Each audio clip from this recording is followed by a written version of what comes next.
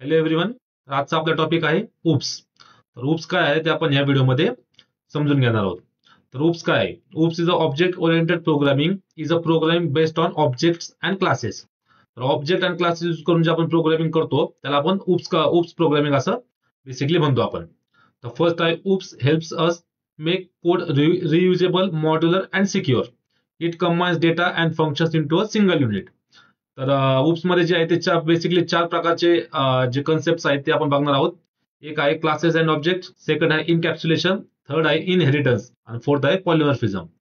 हे फंक्शनॅलिटी कशा पद्धतीने काम करते ते आज आपण या व्हिडिओमध्ये समजून घेणार आहोत. तर इथे मी एक इमेज घेऊन आलेलो आहे. तर एक रॉ जे तुम्हाला सांगायला गेलो तर एक एक्झाम्पल आहे. तर एक कार कशी बनवायची, सो बेसिकली त्याचं एक एक्झाम्पल मी इथं घेतलेलं आहे. तर आपल्याला जर काही वर्षापूर्वी गाडी बनवायचं कोणाचं डोक्यात बेसिकली आलं असेल, त्यावेळेस त्याने कधी ब्लू प्रिंट बनवली असेल की कार आपल्याला समजा बनवायची आहे. तर त्याच्यामध्ये काय काय असणार आहे, ऍट्रिब्यूट्स काय, त्यात टायर असणार आहे, त्यात इंजिन असणार आहे, त्याला व्हील असणार आहे आणि ऑब्व्हियसली कशावर बनवायचं तर रोडवर चालणार आहे. आपलं हे कोणतरी एक ब्लू प्रिंट त्यावेळेस तयार केली असेल. तर त्याच ब्लू प्रिंटचा यूज करून बाकीच्या कंपनीने कार बनवल्या असेल, जसं की टोयोटाने काय कार बनवल्या, ह्युंडाईने कोणत्या कार बनवल्या, त्याच पण मारुतीने काय असेल त्याने कार बनवल्या. सगळ्यांनी जेव्हा तो हीच ब्लू प्रिंट फॉलो केली आणि त्याच्यावरतीच त्यांनी जे कार आहे ते बनवलेलं आहे. सो बेसिकली क्लास काय आहे, class is a blue print आणि ऑब्जेक्ट काय आहे तर त्याच्यावरून जे बनतोय, जे कार आपण बनवल्या, ज्या कंपनीने कार बनवल्या त्या ऑब्जेक्ट झाल्या आणि ब्लू प्रिंट जे आहे ती त्याला आपण क्लास म्हणतो आणि हे जे आहेत कार 1, कार 2, कार 3 हे त्याचे ऑब्जेक्ट्स आहेत. रिअल लाईफ मध्ये कसे ते आपण इम्प्लिमेंट करायचे ते समजून घेऊ. तर फर्स्ट आपलं क्लास इज अन ऑब्जेक्ट. तर क्लास काय आहे, तर क्लास ज्यावेळेस पण आपण क्लास डिफाईन करायचा असेल तर त्याला क्लास हे कीवर्ड आहे आणि कार नावाचं एक मी तर क्लास डिफाईन केलंय. तर तुम्ही एक ऑब्झर्व करू शकता, सी आहे तो कॅपिटल आहे. तर असं कंपल्सरी नाही की तुम्ही सी कॅपिटल घेतलंच पाहिजे, बट एक स्टँडर्ड गुड प्रॅक्टिस म्हणून आपण जे इंडस्ट्रीमध्ये चालतं त्यावेळेस आपण जे क्लास डिक्लेअर करताना सी जो आहे तो आपला कॅपिटल असतो, जो फर्स्ट वर्ड आहे तो आपला कॅपिटल असतो. त्यानंतर डिफाईन केले एक फंक्शन, हे आहे underscore underscore init underscore underscore. तर हे काय मी तुम्हाला सांगतो ते. त्यानंतर आहे सेल्फ, ब्रँड आणि मॉडेल. तर डेफ फंक्शनॅलिटीमध्ये 3 पॅरामीटर्स आहेत, सेल्फ, ब्रँड आणि मॉडेल.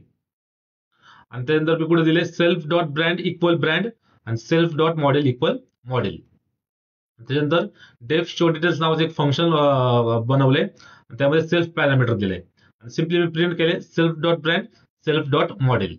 तर हे झालं आपला, हा जो आला तो आपला क्लास. आणि हे जे खाली हे जे आपण कार 1, कार टू कार 3 आहे हे आपले ऑब्जेक्ट्स आहेत. तर हे सेल्फ काय, तर मी फर्स्ट ऑफ ऑल एक ऑब्जेक्ट बनवला कार 1, त्याला मी कार जे आपला क्लास आहे ते पास केलं, त्यामध्ये दिले टोयोटा आणि कॅमरी. तर कार 1 काय आहे, हे आपलं ऑब्जेक्ट आहे.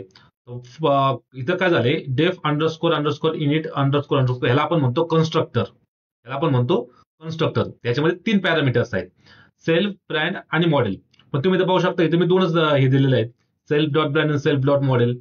तर हे सेल्फ इथं 3 पॅरामीटर आणि इथे मी 2 दिलेत. तर तिसरा पॅरामीटर कोण देईल.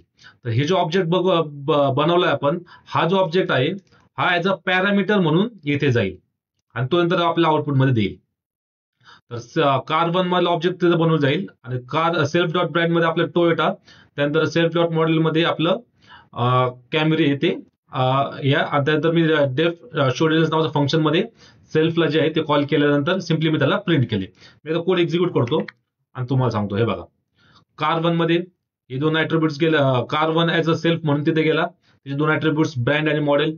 आणि मी सीधा प्रिंट केले कार 1 डॉट ब्रँड, कार 1 फक्त ब्रँड. तर ब्रँड कोणता आहे, टोयोटा. तुम्ही पाहू शकता टोयोटा आलेला आहे. तर सेकंड मध्ये दिले कार 2 डॉट मॉडेल, तर कार 2चं मॉडेल काय आहे, सिटी. तर इथं सिटी आले. आणि थर्ड याच्यात मी फंक्शन दिले car 3 dot show details. Show details function मध्ये काय दोन्ही दिलेले, सेल्फ डॉट ब्रँड आणि सेल्फ डॉट मॉडेल. आणि तुम्ही पाहू शकता किया कार्निवल, याच्यामध्ये आपलं दोन्ही जे आहे ते आलेलं आहे. तर हे झालं आपलं क्लासेस अँड ऑब्जेक्ट्स. सेकंड आहे इनकॅप्सुलेशन. इनकॅप्सुलेशन काय आहे, hiding data for security, restrict access to certain attributes or methods to protect data from enforced control access. तर इनकॅप्सुलेशन काय बेसिकली, इथे मी सिंपल एक्झाम्पल घेतले, क्लास बनवायला बँक अकाउंट नावाचा. त्यानंतर डेफ अंडरस्कोर अंडरस्कोर आपला कन्स्ट्रक्टर दिल्यानंतर सेल्फ आणि बॅलन्स हे 2 पॅरामीटर दिलेले आहेत. तर सेल्फ तुम्ही इथं ऑब्झर्व करू शकता, self dot underscore underscore balance is equal to balance. तर हे अंडरस्कोर बॅलन्स जे आहे हे आपलं हे पॅरामीटर आहे. ज्यावेळेस मी त्याला अंडरस्कोर जे ज्यावेळेस मी त्याला दिलं तर हे प्रायव्हेट झाले बेसिकली. हे जे युजर पासून हे जो बॅलन्स जो पॅरामीटर आहे तो हाईड होऊन जातो. आणि जर तुम्हाला नंतर मी त्याला एक फंक्शन घेतलं डेफ डिपॉझिट सेल्फ आणि अमाऊंट, आणि सेल्फ अंडरस्कोर बॅलन्स जसं तुम्हाला सांगितलं अंडरस्कोरने आपलं जे ही जो ऍट्रिब्यूट आहे ते आपला हाईड होतो. आणि त्याच्यामध्ये सेल्फ डॉट बॅलन्स मध्ये सेल्फ प्लस इक्वल अमाऊंट हे मी ऍड केले. आणि त्यानंतर एक फंक्शन केलं डेफ गेट बॅलन्स. एक गोष्ट लक्षात घ्या, ज्यावेळेस पण आपण इनकॅप्सुलेशन जर आपल्याला जर फंक्शनॅलिटी यूज करायची असेल, ज्यावेळेस आपण अंडरस्कोर बॅलन्सनी जे आहे हे आपलं ऍट्रिब्यूट जेव्हा आपण हाईड करतो, ज्यावेळेस ते आपल्याला पुन्हा जर आपल्याला ते आणायचं असेल त्यावेळेस आपल्याला एक फंक्शनॅलिटी आपल्याला घ्यावी लागते.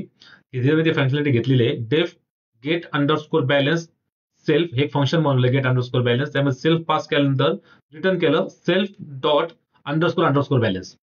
तुम्ही self dot underscore balance pass केल्यानंतरच हे जो आपण हे ऍट्रिब्यूट यूज करू शकतो.